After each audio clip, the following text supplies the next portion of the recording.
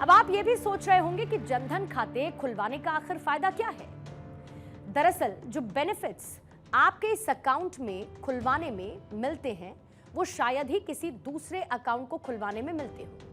जनधन खाते तमाम बैंक्स में खुले हुए सेविंग अकाउंट से अलग होते हैं और इसमें फायदा भी गजब का है। जनधन खाते में जो पैसा जमा किया जाता है उस पर मिलता है ब्याज यानी कि इंटरेस्ट। 2 लाख रुपए का दुर्घटना बीमा कवर भी मिलता है। आंशिक विकलांगता अगर होती है उसके लिए 1 लाख रुपए का एक्सीडेंटल इंश्योरेंस भी जनधन खाते के एक फीचर में शामिल है। और यही नहीं, इसमें 30,000 रुपए का लाइफ कवर भी आपको मिलता है। बैंक खातों की तरह ही जनधन अकाउंट में मिनिमम बैलेंस की कोई शर्त नहीं है, बल्कि इसमें कई लाभार्थियों को 10,000 रुपए की ओवरड्राफ्ट सुविधा भी मिलती है। खाता धारक को निशुल्क रुपे डेबिट कार्ड जारी किया जाता है और हर परिवार के 2 मेंबर 0 बैलेंस में जनधन खाते को खोल सकते हैं। जनधन खाते में पैसे जमा करने या फिर निकालने पर कोई चार्ज नहीं होता है और इन खातों में बिना किसी चार्ज के फंड ट्रांसफर भी किया जा सकता है। बिना किसी शुल्क के मोबाइल बैंकिंग की सुविधा भी इसमें मिलती है और ये है वो तमाम फायदे जो कि एक जनधन खाते से जुड़े हुए हैं। कई दशकों में जो प्रोग्रेस होना था ये इस 10 साल में हो गया है। अब तक मतलब जनधन में 53 करोड़ मतलब 53 करोड़ पार्टिसिपेंट्स उसमें अकाउंट होल्डर्स हैं। 53 करोड़ अकाउंट होल्डर्स है और जिसमें कि ज्यादातर 55% वीमेन है और 66% जो है रूरल और सेमी अर्बन एरियाज में है। आगे और भी बहुत टारगेट और सारे माइलस्टोन अचीव करना है। साल 2014 में मोदी सरकार ने जनधन योजना की शुरुआत इस लक्ष्य के साथ की थी कि देश के हर एक नागरिक तक बैंकिंग सर्विसेज का लाभ पहुंचे। जनधन अकाउंट ओपन कराना आसान है और कोई भी भारतीय नागरिक इस योजना के तहत अकाउंट को ओपन करवाने के लिए अप्लाई कर सकता है। बस अकाउंट होल्डर की उम्र कम से कम 10 साल की होनी चाहिए। आप किसी भी नजदीकी बैंक में जाइए और फिर बैंक मित्र के जरिए अपना जनधन खाता खुलवा सकते हैं। वैसे जनधन खाते खुलवाने में कौन नंबर 1 और कौन कौन से टॉप 10 राज्य रहे हैं, यहां पर यह भी जान लेते हैं। उत्तर प्रदेश प्रधानमंत्री जनधन खाते खोलने वाले राज्यों में टॉप पर रहा है, यानी कि अकेले उत्तर प्रदेश में 9 करोड़ 46 लाख से ज्यादा पीएम जनधन अकाउंट्स खोले गए। ये वही प्रदेश है जहां से पीएम मोदी लगातार तीसरी बार सांसद के तौर पर चुनकर आए हैं। यूपी में जो जनधन खाते खोले गए वो देश भर के ओवरऑल अकाउंट्स का 18% कंट्रीब्यूशन करता है। रूरल और सेमी अर्बन एरिया में 6 करोड़ 81 लाख तो अर्बन मेट्रो सिटीज में 2 करोड़ 64 लाख खाते खोले गए। जनधन खातों में उत्तर प्रदेश के नागरिकों के 48,757 करोड़ रुपए से ज्यादा की धनराशि जमा है और उत्तर प्रदेश में जितना पैसा जनधन खातों में जमा है वो कुल जमा धनराशि का 21% से भी ज्यादा है। उत्तर प्रदेश में जनधन खाता धारकों को सबसे ज्यादा यानी कि सर्वाधिक 6.24 करोड़ से ज्यादा रुपे कार्ड भी दिए गए। और अगर बाकी राज्यों की उत्तर प्रदेश के बाद बात कर ले तो दूसरा नंबर किसका आता है? बिहार का नंबर आता है। बिहार में 6 करोड़ 6 लाख 80 हजार से ज्यादा जनधन खाते खोले गए हैं और वहीं इसके बाद पश्चिम बंगाल का नंबर है जो कि टॉप 3 में शामिल है। बंगाल में 5 करोड़ 18 लाख 88 हजार 115 खाते खोले गए हैं। जनधन खाते खोलने वाले राज्यों में चौथे नंबर पर आता है मध्य प्रदेश। मध्य प्रदेश में 4 करोड़ 38 लाख 81 हजार 99 खाते खोले गए। 5वें नंबर पर है राजस्थान, जहां पर मौजूदा वक्त पर है बीजेपी की सरकार। राजस्थान में 3 करोड़ 57 लाख 41 हजार 553 खाते खोले गए हैं और इसके बाद बारी आती है महाराष्ट्र की, जहां पर 3 करोड़ 54 लाख 81 हजार 136 खाते खोले गए हैं और ओडिशा में भी जनता ने जमकर जनधन खाते खुलवाए हैं।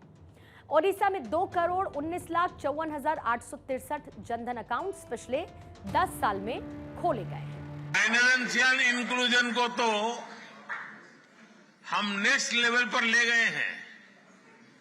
10 साल में भारत में 500 मिलियन जनधन बैंक अकाउंट्स खुलवाए हैं। ये संख्या पूरे यूरोपियन यूनियन की पॉपुलेशन से ज्यादा है। प्रधानमंत्री जनधन योजना को एक राष्ट्रीय मिशन अगर कह दिया जाए तो यह बिल्कुल गलत नहीं। इस योजना का लाभ लेने वालों में महिलाएं पुरुष से आगे नजर आई हैं। जनधन अकाउंट में महिलाओं की हिस्सेदारी 80% की है और इन आंकड़ों से यह पता चलता है कि महिलाओं के बीच जनधन योजना काफी पॉपुलर है, जिससे उनकी जिंदगी बदली है। यानी उनके अकाउंट के माध्यम से पैसे की ताकत सीधे इन महिलाओं के हाथ में है।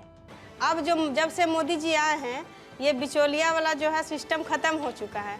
अब 300 सब्सिडी भी आता है गैस कनेक्शन का, तो डायरेक्ट हमारे जनधन खाता में आते हैं। इस योजना के तहत सरकार बेहद सस्ती दर पर लोगों को अलग अलग फाइनेंशियल प्रोडक्ट्स और सर्विसेज भी उपलब्ध करवाती है।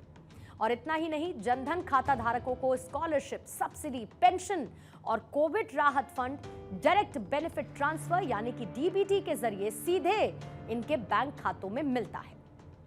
IMF हो, वर्ल्ड बैंक हो या फिर UN हो, हर कोई इस योजना का मुरीद नजर आता है। UNGA प्रेसिडेंट डेनिस फ्रांसिस ने कहा कि भारत में ग्रामीण किसान जिनका बैंकिंग सिस्टम से कभी कोई संबंध नहीं था, अब वो अपने सभी व्यवसाय अपने स्मार्टफोन पर करते हैं। वो अपने बिल का भुगतान करते हैं, उन्हें ऑर्डर के लिए अपने अकाउंट में भुगतान मिलता है। भारत में इंटरनेट की पहुंच बहुत अधिक होने की वजह से 800 मिलियन लोग गरीबी रेखा से बाहर आ गए हैं। लगभग सभी के पास सेलफोन है, जबकि ग्लोबल साउथ के कई हिस्सों में ऐसा नहीं है। उधर वर्ल्ड बैंक ने साल 2023 में कहा कि भारत में JAM जैसे DPI के कार्यान्वयन को 2008 में लगभग 1/4 अडल्ट के पास ट्रांजैक्शन खातों को बढ़ाकर 80% से अधिक करने में महत्वपूर्ण भूमिका निभाने वाला माना जाता है। एक ऐसा स्पेकुलेशन है जिसके मुताबिक DPI के बिना इस यात्रा में 47 साल तक का समय लग सकता था। उधर वर्ल्ड इकोनॉमिक फोरम ने साल 2022 में यह कहा कि जनधन, आधार और मोबाइल ट्रिनिटी जैसे डिजिटल प्लेटफॉर्म जो कि इस इनोवेशन की रीढ़ हैं, ग्लोबल नॉर्थ के लिए उपयोगी साबित हो सकते हैं। भारत में छोटे स्तर के समाधानों को और आगे बढ़ाने और उन्हें दक्षिण और उत्तर दक्षिण दोनों के लिए उपयोगी बनाने की क्षमता है। यूनाइटेड नेशंस ने साल 2017 में यह कहा कि बैंक खातों, मोबाइल नंबर और राष्ट्रीय पहचान संख्या को लिंक करने की सरकार की पहल ने फाइनेंशियल इंक्लूजन में अपना इंपॉर्टेंट रोल प्ले किया है और उसको स्पीड अप किया है। KPMG ने साल 2017 में यह कहा कि प्रधानमंत्री जनधन योजना समग्र विकास और समावेशी विकास का एक मजबूत आधार हो सकती है। दृढ़ संकल्प और सकारात्मक दृष्टिकोण के साथ सभी के लिए फाइनेंशियल सर्विसेज का सपना साकार हो रहा है। एशियन डेवलपमेंट बैंक ने साल 2021 में कहा कि जनधन, आधार और मोबाइल ने सिस्टम में होने वाली खामियों को कम करते हुए लाभार्थियों के खातों में डायरेक्ट बेनिफिट ट्रांसफर की मात्रा को बढ़ावा दिया है। जनधन अकाउंट्स को लेकर सरकार की ओर से यह जानकारी दी गई है कि इस योजना ने ग्रामीण और जो कस्बाई क्षेत्र हैं वहां पर बहुत अच्छा परफॉर्म किया है। योजना के तहत जो कुल खाते खोले गए उसमें लगभग 66.6% खाते ग्रामीण और कस्बाई इलाकों में खोले गए। मोदी सरकार का टारगेट है कि मौजूदा फाइनेंशियल ईयर में 3 करोड़ से अधिक जनधन खाते और खोले जाएं। और ऐसे में कहा यह जा सकता है कि गरीबों के फाइनेंशियल इंक्लूजन के लिए जो स्कीम मोदी सरकार अपने एक विजन के साथ लेकर आई है, वो वाकई में गेम चेंजर है। और ऐसी ही दूसरी योजनाओं की लिस्ट बहुत लंबी है, जिसमें सबका साथ, सबका विकास और सबका विश्वास का नारा देश में साकार होता हुआ नजर आ रहा है।